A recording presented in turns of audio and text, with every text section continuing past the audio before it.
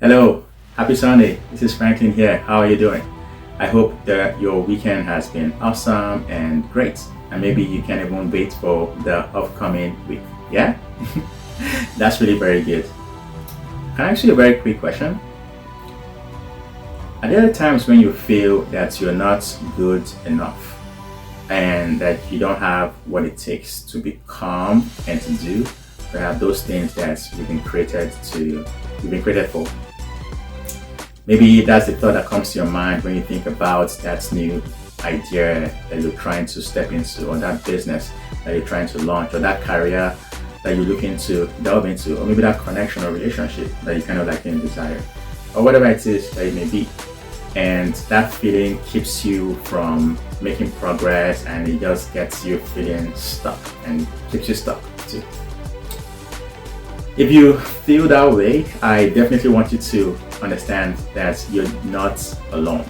There have been countless studies upon studies that keep showing that a huge portion of the human population feels that way too a number of times, many times.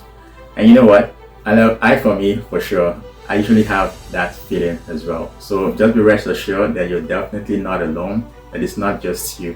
In fact, it's called the imposter syndrome.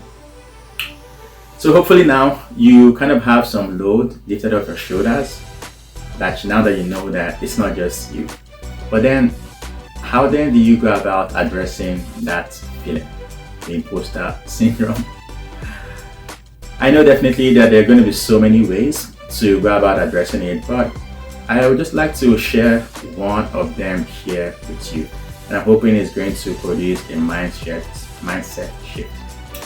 So this is an insight that I derived from the book of Genesis. That's Genesis 1-2. That's the creation story. Maybe you're aware of it or not.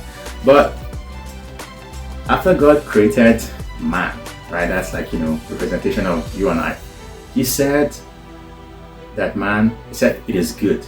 In fact, after God created every single thing that he did on the 7 days, right? Actually, on the 6 days, he said that it's good, which obviously includes the day he created man. That's kind of like a representation of you and I. And after that, on the seventh day, the Bible recorded that God rested and he blessed every single thing that he has created. So he said it is good, and then on the seventh day, he rested. So what exactly does that mean for you and I? I don't know about you, but when you hear that someone is resting, it just mostly tells you something, that the person, after the person was done doing what he was working on, it just means that the person completed every single thing that he has to do.